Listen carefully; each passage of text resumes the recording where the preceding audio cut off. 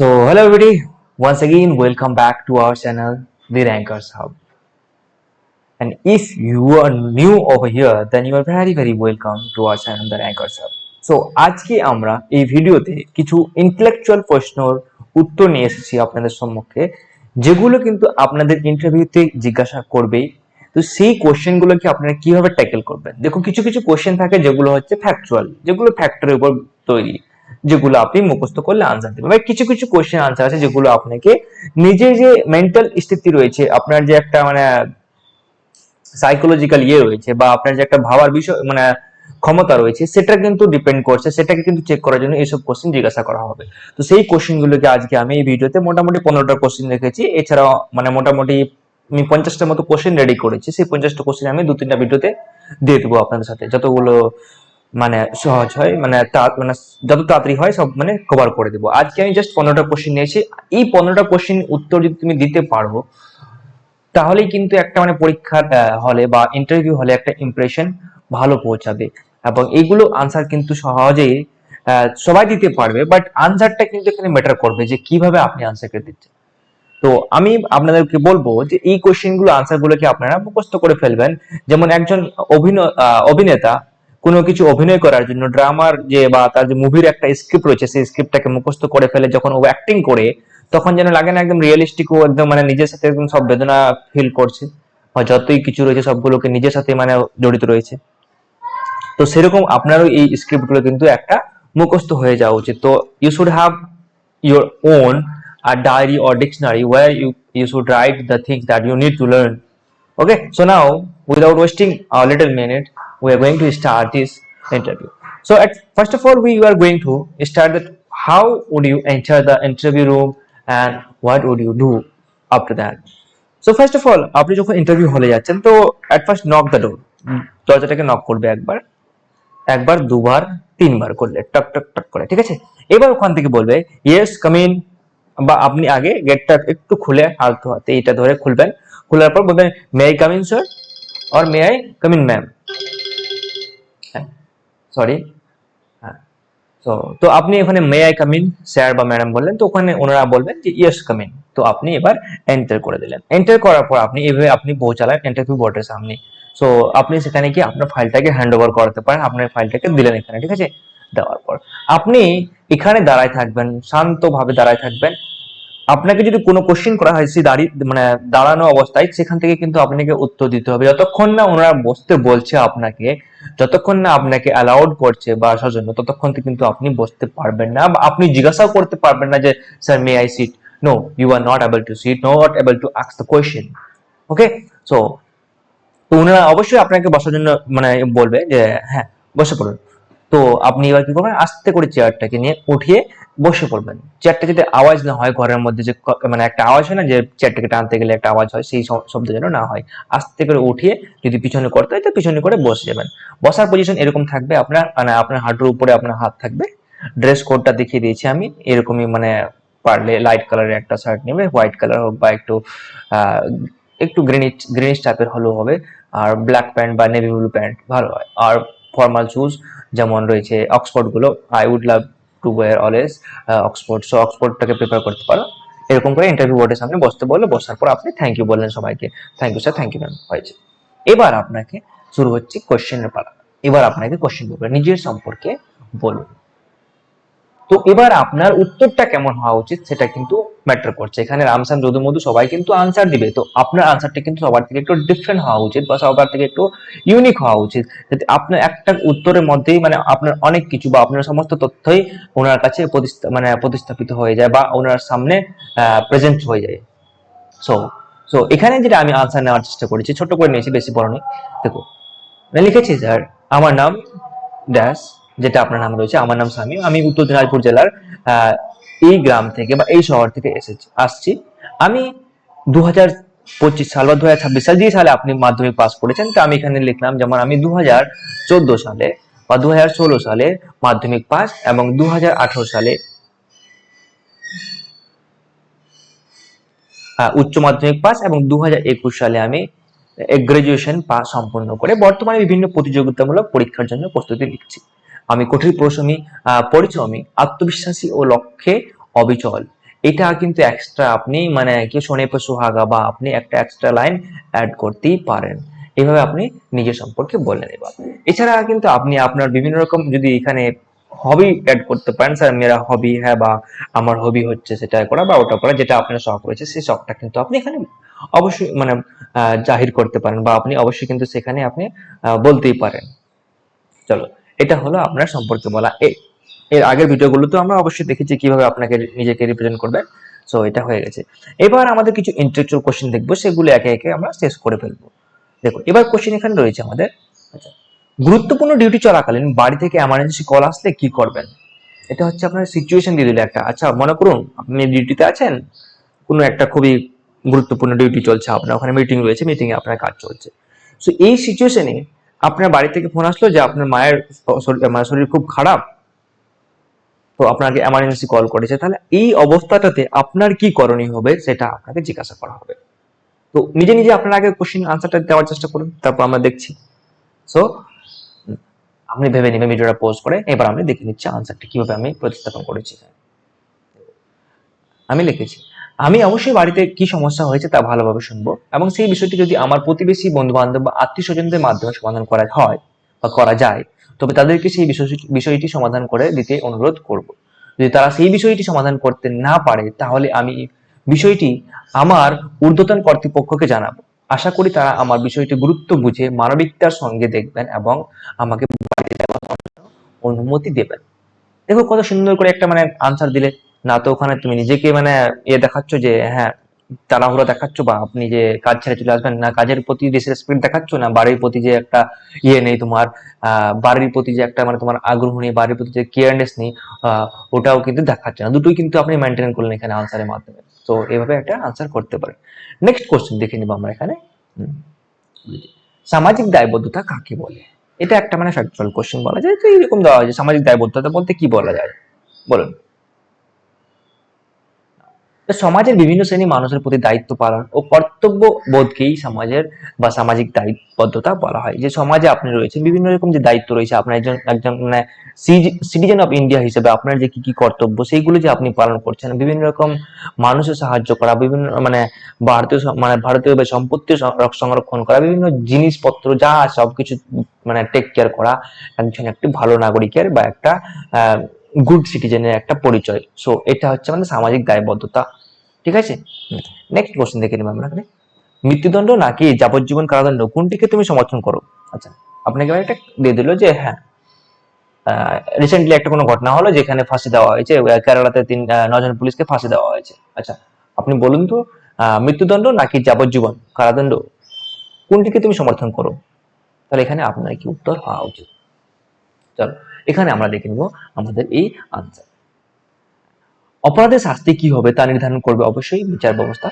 তবে এক্ষেত্রে আমার ব্যক্তিগত মতামত অপরাধের যাবজ্জীবন কারাদণ্ডের পক্ষে। কারণ কারাদণ্ডের ফলে অপরাধীর ভুল সংশোধনের সুযোগ থাকে এবং সমাজের মূল স্রোতে ফেরত আসার সুযোগ পাইছে। কিন্তু মৃত্যুদণ্ডে এই সুযোগ থাকে না। তবে অপরাধের গুরুত্ব অবশ্যই বিবেচ্য বিষয়, কারণ কিছু ক্ষেত্রে দৃষ্টান্তমূলক শাস্তি না হলেও সমাজের সংশোধনের সুযোগ থাকে না। তো এখানে আপনি দেখো, আপনি মানে একটাকে একটু বায়াসনেস যে দেখাই দিয়েছেন যে পুরোপুরি আমি না, আমি ফাঁসি দিতে চাই না, তো এমনটা কিছু নয়। আপনি বলেছেন যে যদি হ্যাঁ যদি কিছু মানে এমন ব্যবস্থা হয় যে জেল মানে হচ্ছে কারেকশনাল হোম, তো এখানে যদি মানুষকে জেলের মধ্যে রাখা হয় যাবজ্জীবন, সে দেখবে একটা সময় পর কয়েক বছর থাকার পর অনেকে কিন্তু শুধরে যায়। ঠিক আছে, ওখান থেকে কিন্তু একটা ভালো জীবনযাপনও করতে সুযোগ পায়, ওখানে পড়ার সুযোগ পায়, ওখান থেকে পড়ে সে আইপিএস আইএস ও হতে পারে। ঠিক আছে, তো এইভাবে করা যায়। তো এখানে আপনি এটাও বলেছেন যে না, যদি এমন কোনো মানে রয়েছে, ঘটনা রয়েছে যেগুলোকে মৃত্যুদণ্ড দেওয়া অবশ্যই জরুরি, না হলে কিন্তু মানে সমাজে আবার হবে না, সমাজে সেটা মানে একটা সবাই যে মানে সেই অপরাধটা কিন্তু বেশি বেশি হয়ে যাবে ওই মানে ওই অপরাধের জন্য যদি কঠোর শাস্তি না হয়। চলো এবার আমরা দেখে নেব নেক্সট কোশ্চেন। বেতন না পদ, কোনটি আপনার কাছে গুরুত্বপূর্ণ বলুন তো মিস্টার বাবু? হ্যাঁ, আচ্ছা, তো এখানে আপনার কোনটা গুরুত্বপূর্ণ সেটা আপনি বলতে পারবেন। তাহলে এখানে আমি কিভাবে আনসার দিতাম, তাহলে আমি এখানে করেছি। আমার কাছে দুটি গুরুত্বপূর্ণ, তবে এই ক্ষেত্রে পদ আমার কাছে অধিক গুরুত্বপূর্ণ, কারণ পদোন্নতির মাধ্যমে আমি যে লক্ষ্য পূরণের জন্য এই চাকরিতে যুক্ত হতে চাই তা সহজেই পূরণ করা সম্ভব, এবং আমি কোনো কাজ সহজেই কোনো কাজ সহজেই করার সুযোগ পাবো। তাছাড়া পদোন্নতি ঘটলে বেতন বৃদ্ধির সম্ভাবনাও থাকে। দেখো এখানে বলেছে পদ না আপনার বেতন, দুটার মধ্যে কোনটাকে কি করবেন। তাহলে এখানে আপনি বেতনটা বাড়াই দিলে তো আপনি ওই একই পদে থেকে গেলেন। তাহলে আপনি যদি পদে চেঞ্জ করেন, আপনি যদি অন্য পদে যান, আপনি মনে করেন এখন এসে ক্লার্কে জয়েন হলেন, সেখান থেকে আপনি এলডিএ চলে গেলেন, লোয়ার ডিভিশন অ্যাসিস্ট্যান্ট চলে গেলেন, বা একটা অন্য কোনো পদে চলে গেলেন, ভালো একটা ঊর্ধ্বতন পদে। তো সেখানে যদি আপনাকে দেওয়া হয় তো অবশ্যই কিন্তু আপনার মানে পদোন্নতি তো হচ্ছে পদোন্নতি হলে সেখানে বেতনও বৃদ্ধি হবে। তাহলে আপনি অবশ্যই সেটাকে চুজ করবেন যেটা আপনার পদটাকে। হ্যাঁ, তাহলে এখানে এইভাবে কিন্তু আপনি আনসার করতে পারেন।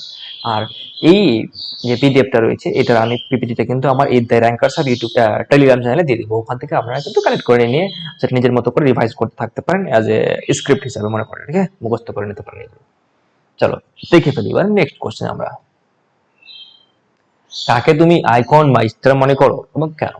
দেখো এখানে আপনাকে বলতে পারে যে আপনি কাকে আইডল মনে করেন, আপনার আদর্শ কাকে মনে করো। এখানে কিন্তু অনেকে বলবে যে আমি স্বামী বিবেকানন্দকে মারি, আমি আব্দুল কালাম স্যারকে বলি, আমি ইনাকে বলি, ওনাকে বলি, আপনার বিভিন্ন রকম মতামত থাকতে পারে এখানে।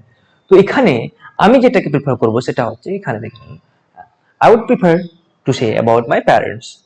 আমি আমার বাবা ও মাকে আমার আইকন বা স্টার বলে মনে করি, কারণ ছোটবেলা থেকেই জীবনের চড়াই উতরাই এবং এই মুহূর্তগুলি কিভাবে শান্তভাবে পার হতে হয় তা আমি তাদের কাছ থেকেই শিখেছি। কঠোর পরিশ্রম, আত্মবিশ্বাস নিয়ে কিভাবে লক্ষ্যে অবিচল থাকতে হয় তা আমি তাদের কাছ থেকেই শিখেছি। এছাড়া বাবার যে কঠিন পরিশ্রম, বাবার সেই ভোর হতে ওঠা এবং রাত্রে দেড় রাতে বাকি বলে রেখে লেট নাইটে বাড়িতে ফেরা, এইসব জিনিসগুলো রয়েছে, এগুলো দেখে আসছি ছোটবেলা থেকে। বাবার যে পরিশ্রম সেগুলো দেখে আমি সেখান থেকে আমি অনুপ্রাণিত হয় বা ওখান থেকে আমি প্রেরণা পাই, ঠিক আছে, মোটিভেশন পাই। তো এখানে কিন্তু আপনি এভাবে দিতে পারেন। আপনি যদি এবার জিজ্ঞাসা করলেন, আপনি যদি বলেন না আমি স্বামী বিবেকানন্দ বলি, তাহলে স্বামী বিবেকানন্দ সম্পর্কে কিন্তু আপনাকে অনেক কোশ্চেন জিজ্ঞাসা করতে পারে এক্সট্রা আবার, তো সেখানে আপনি ওটাকেই প্রেফার করবেন বেশি করে। নিজের প্যারেন্টসকে বলা যাবে, প্যারেন্টসের সম্পর্কে যতই জিজ্ঞাসা করুক আপনি বলতে পারবেন। এবার নেক্সট কোশ্চেন দেখে নেবো আমরা এখানে। আপনার টাকার প্রয়োজন যখন কেউ আপনাকে ঘুষ মানে আপনার টাকার প্রয়োজন যখন কেউ আপনাকে ঘুষ দিলে কি করবেন? আচ্ছা, আপনার মনে করেন এখন খুব টাকার দরকার রয়েছে, আপনি চাকরিতে আছেন, আপনার বাড়িতে খুব আর্থিক সংকট পড়ে গেছে কোনো রকম একটা সমস্যার কারণে। সো এই সময়টাতে আবার আপনাকে কেউ একজন ঘুষ অফার করছে, আপনাকে এত একটা মোটা টাকা আপনাকে ঘুষ দিচ্ছে, তাহলে সেই পরিস্থিতিতে আপনি কি করবেন? বাড়িতে কিন্তু একটা খুব মানে মারাত্মক সমস্যা আছে, এই টাকাটা নিলে কিন্তু আপনার মানে বাড়ি আর্থিক অবস্থাটা ঠিক হয়ে যাবে বলা যায়। চলো এই পরিস্থিতিতে আপনি কি করবেন, সেখানে কিন্তু আপনার মেন্টাল স্ট্যাটাস চেক করা হবে আপনার। চলো দেখে নিই আমরা এর আনসার কি দিবেন আপনারা বা কিভাবে দিবেন। স্যার, ঘুষ দেওয়া ও ঘুষ নেওয়া দুটি সমান অপরাধের। আমি এই অপরাধের সঙ্গে যুক্ত থাকবো না এবং অন্যকেও সাবধান করব। আমি আমার টাকার প্রয়োজনটি অন্যভাবে মিটিয়ে নেব এবং যিনি এই কুপ্রস্তাবটি নিয়ে আমার কাছে আসবেন তাকে আইনের পথে থেকে কাজটা মিটিয়ে নেওয়া যায় তার সুপরামর্শ দেব। কিন্তু যদি কাজটি অবৈধ হয় সেই ক্ষেত্রে প্রশাসনের নজরে এনে ওই ব্যক্তির শাস্তির ব্যবস্থা করব। এই যে মানে একটা দিলেন আনসার, আপনি মানে 4 চান লাগিয়ে দিল আপনার আনসারের মধ্যে। আপনার আনসারটা একদম মানে একদম আপনার যে একটা পজিটিভনেস রয়েছে, আপনার যে একটা সততা রয়েছে, সেটা কিন্তু আপনার ফুটে উঠলো সেখানে। এভাবে কিন্তু আপনি আনসার করতে পারেন। আপনার মনে কি রয়েছে সেটা যেন মানে হয়তো আপনার মনে আলাদা রয়েছে, না আমি যাবো যাবে ঘুষ নিব ঘুরে পড়ে, আমার টাকা উসুল করব আমি, এইসব যদি আপনার মেন্টালিটি থাকে, সো আই ডোন্ট থিঙ্ক যে আপনি যদি কোনোদিন মেন্টালিটি নিয়ে থাকেন তাহলে কিন্তু জবে গিয়ে আপনি সমাজের একটা খারাপ প্রভাব ফেলবেন সমাজে। তো ওইসব মেন্টালিটি না থাকাই ভালো। অবশ্যই অনেকে মাইন্ডে রাখতে পারে যে না আমি ঘুষ নেবো, তো সেটা আপনার ব্যক্তিগত বিষয়, বাট আপনি ইন্টারভিউ বোর্ডে কিন্তু কোনোভাবেই কিন্তু মানে যে ঘুষকে সাপোর্ট করবেন সেটা কিন্তু হতেই পারে না, ঠিক আছে। নেক্সট, তো নেক্সট কোশ্চেন দেখে নিই আমরা। দূরে পোস্টিং হলে কিভাবে বাড়ি চাকরি সামলাবেন? আপনাকে মনে করো আপনি তো উত্তরবঙ্গের ছেলে, তাহলে আপনাকে দক্ষিণবঙ্গে চাকরি দিয়ে দিল, কিভাবে আপনি বাড়ি ও জব দুটাকে সামলাবেন? কোশ্চেন তো জিজ্ঞাসা করতেই পারে আপনাকে। চলো এটা আনসার আমরা কিভাবে দেব।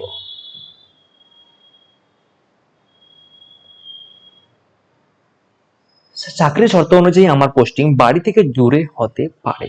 চাকরিতে কিন্তু আগে আপনাকে মানে সেটা থাকে যে আপনাকে পশ্চিমবঙ্গের যে কোনো কোনায় চাকরি দিতে পারে। আপনি এখন যেহেতু এসএসসি গ্রুপ সিতে আপনি নর্দার্ন জোন চুজ করেছেন, তাহলে আপনি নর্থ জোনেই কিন্তু জব হবে, ঠিক আছে। নর্থ জোনের মধ্যে কোথাও হতে পারে, সেটা ঠিক নয়। সে বিষয়ে আমি আগে থেকেই মানসিকভাবে প্রস্তুত, যে আপনার যে পোস্টিং দূরে হতে পারে সেটা আপনি আগে থেকে মেন্টালি ফিট রয়েছে, মেন্টালি আপনি মানে প্রস্তুত রয়েছে।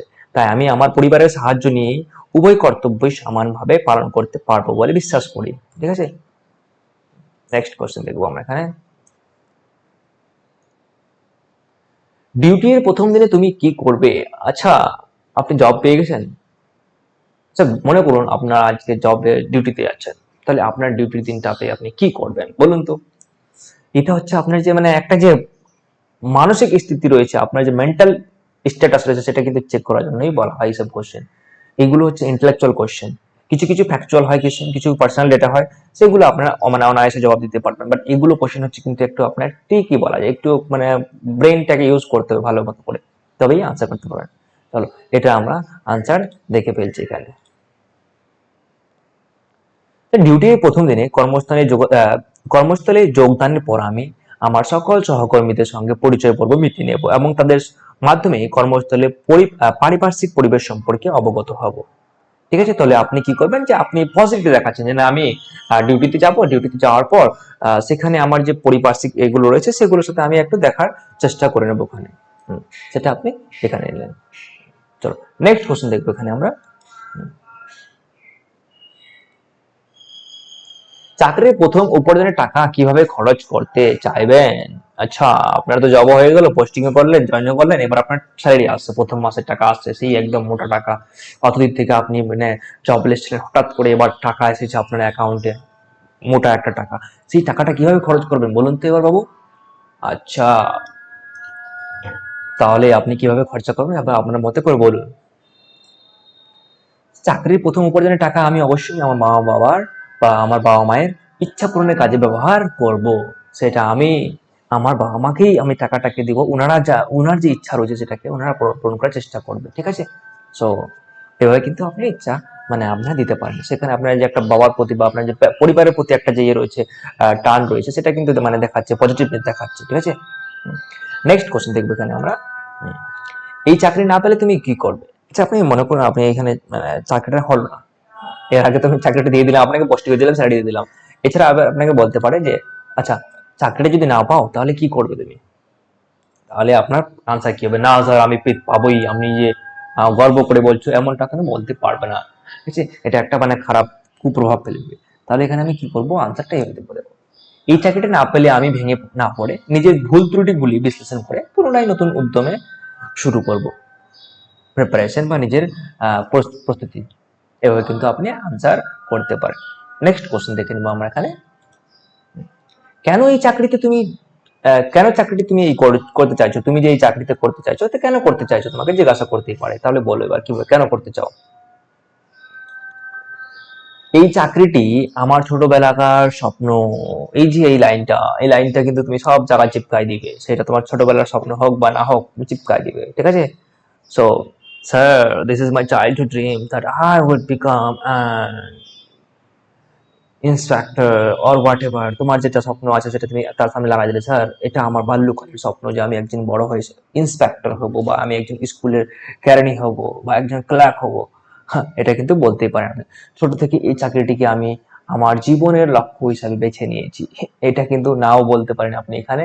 সো এখানে আপনি আলাদা করে করতে পারেন, স্যার আমার বর্তমান পরিস্থিতিতে যেমন রয়েছে, আমার একটা মানে অর্থনৈতিক দিক থেকে এবং সামাজিক দিক থেকে আমার মানে একটা স্বাবলম্বী হওয়াটা খুবই জরুরি। বয়সের সাথে সাথে বাবা মাও অনেক মানে বয়স্ক হচ্ছে, ওনাদের পাশে দাঁড়ানো, আর্থিক দিক থেকে সম্বল হওয়া আমার একটা খুবই জরুরি। তার জন্য আমি মানে এই জবটাকেই মানে বেছে নিতে চাই, বা এই জবটা যেহেতু আমার কাছে একটা অপরচুনিটি রয়েছে, সেই অপরচুনিটিকে আমি গ্রহণ করতে চাই।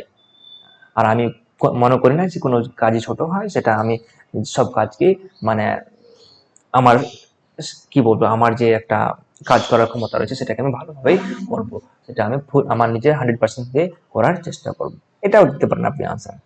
এটা ছোটবেলার চাকরি, এটা কিন্তু আপনার পুলিশের ক্ষেত্রে যদি থাকে তাহলে কিন্তু এই আনসারটা মানে খুবই ভালো ম্যাচ করে, এখানে কিন্তু হয় না, এই যে ম্যাচ হয় না। টিচারের ক্ষেত্রে কিন্তু ম্যাচও ভালো করে, যে না স্যার আমার ছোটবেলার স্বপ্ন আমি টিচার হবো একজন, এটাও কিন্তু ম্যাচ। বাট একদম কেরানি, আপনি কিন্তু কেরানি সম্পর্কে নাও ভাবতে পারেন, ঠিক আছে। তো গ্রুপ সি তে আপনি এটা না দিলে ভালো। আপনি বলতে পারেন যে স্যার আর্থিক স্থিতি এবং সামাজিক পরিস্থিতিতে আমার যে একটা স্ট্যাটাস হয়েছে সেটাকে এখন মেনটেন করাটা জরুরি হচ্ছে, এবং আপনি দীর্ঘকাল থেকে জবলেস থাকা বা আনএমপ্লয়েড থাকা সেটাও একটা বড় ম্যাটার করছে। নিজের একটা পায়ে দাঁড়ানোটা খুবই ইম্পর্টেন্ট তাহলে আমি তাই এই জবটাকে বেছে নিয়েছি, বা এই জবটা এখন আমার কাছে একটা সুযোগ রয়েছে, সেই এই জবটাই আমি নিতে চাই। চলো এবার নেক্সট কোশ্চেন দেখে নেবো আমরা এখানে, সেটা হচ্ছে আমাদের চাকরিটা পেয়ে গেলে তুমি কি তোমার বাবার পেশাটা ছেড়ে দিতে বলবে?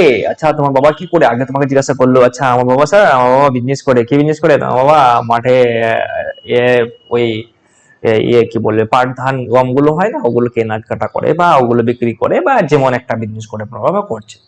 আচ্ছা আপনি জব পেয়ে গেলে আপনার বাবার পেশাটাকে ছেড়ে দিতে বলবেন? তাহলে আপনি কিভাবে আনসার দিবেন এখানে দেখুন। যে কোনো ব্যক্তির কাছেই পেশা তার আত্মসম্মান।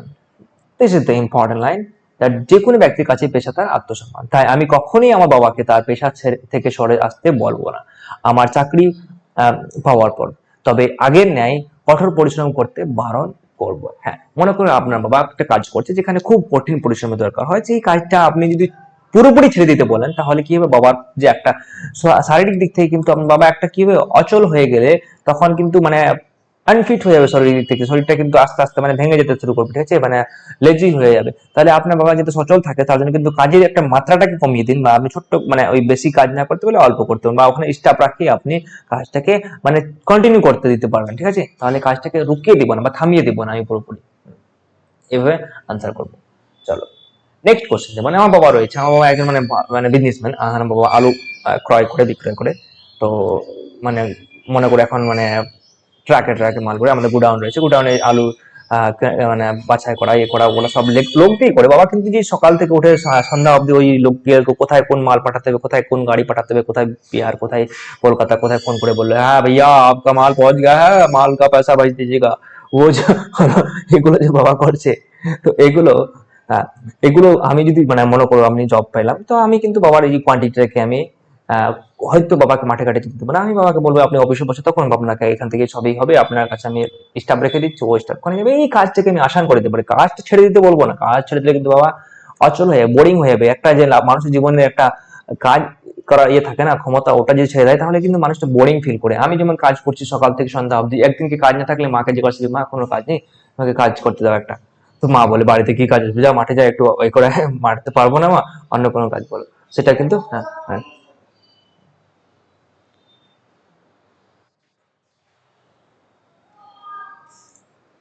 ওকে।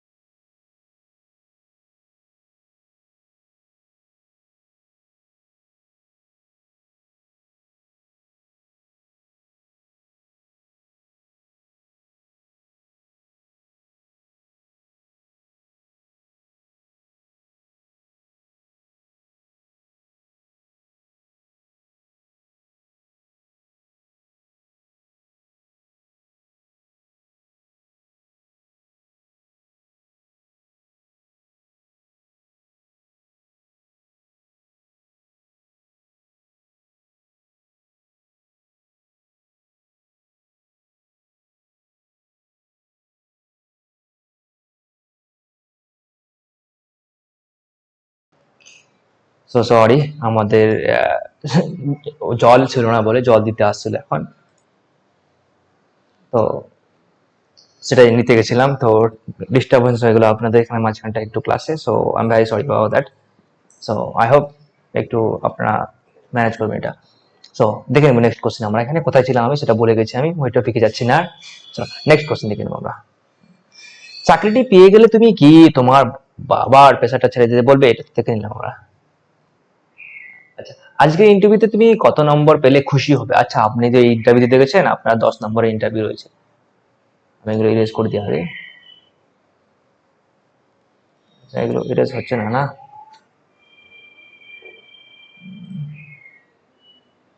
আচ্ছা থাক, এখানে আমি এটাকে ইরেজ করতে পারছি না কেন? এন্ড সো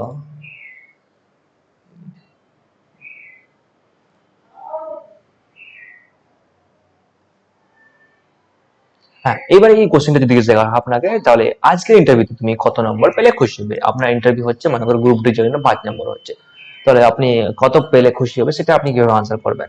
আর এখানে গ্রুপ সি তে মনে করো 10 নম্বরের ইন্টারভিউ হচ্ছে, তো 10 নম্বরে আপনি কত পেলে খুশি হবেন সেটা আপনাকে কিভাবে বলবেন আপনি, সেটা আনসার কিন্তু আমি এখানে নিয়ে এসেছি। দেখেন এখানে আমি এভাবে আনসার করতে পারি। দেখুন, তা আজকে ইন্টারভিউতে আমাকে কত নম্বর দেওয়া হবে তা নির্ধারণ করবেন অবশ্যই আপনারা। তবে আজকে আমি আমার সেরাটি দেওয়ার চেষ্টা করেছি। আমি খুশি হব তখনই যদি আমি এই চাকরিটিতে পেতে আমার বাবা মায়ের মুখে হাসি ফোটাতে পারি এবং আমার স্বপ্ন পূরণ করতে পারি।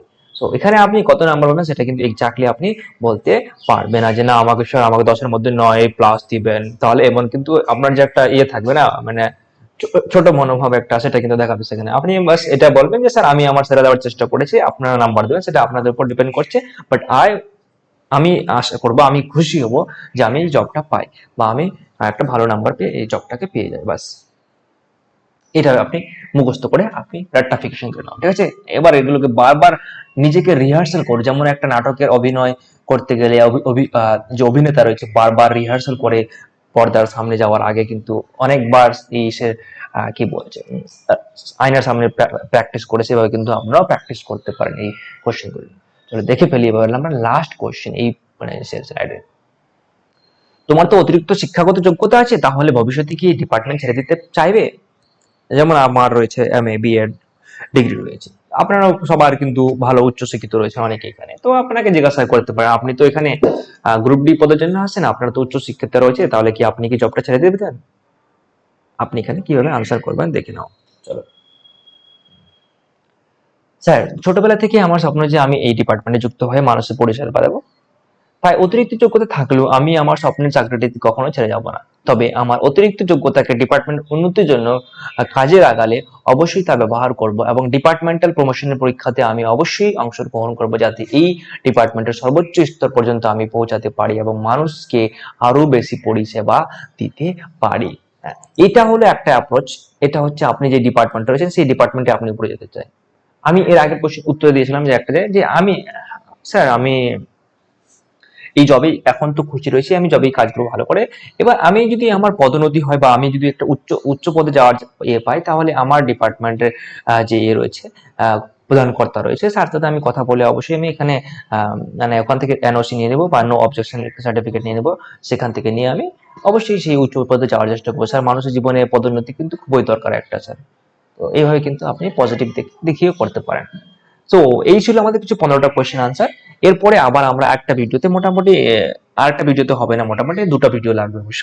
তো সেখানে আমরা কভার করবো পরবর্তী সেই ভিডিওগুলো, সেগুলো কিন্তু খুবই আরো ট্রিকি হতে চলেছে, সেগুলো কিন্তু আরো আপনার মানে ইন্টেলেকচুয়াল হতে চলেছে, যেগুলো আপনি মানে ভাবতে মানে বাধ্য হবেন আনসার দেওয়ার আগে আগে। সো আই হোপ মানে এই ক্লাসটা ভালো লেগেছে। কোনো রকম ভুল ভ্রান্তি আমার দ্বারা হয়ে থাকলে I am sorry about that, and সেই ভুলটাকে ধরিয়ে দেওয়ার চেষ্টা অবশ্যই করবে, আমার কমেন্টে জানিয়ে দিবে। আর কোনো রকম কোয়েশ্চেন থাকলে অবশ্যই কমেন্টে জানাবে, কোনো রকম ডিমান্ড থাকলে অবশ্যই কমেন্টে জানাবে, আমি সেই ডিমান্ডে কিন্তু আপনাদের জন্য ভিডিও নিয়ে আসবো।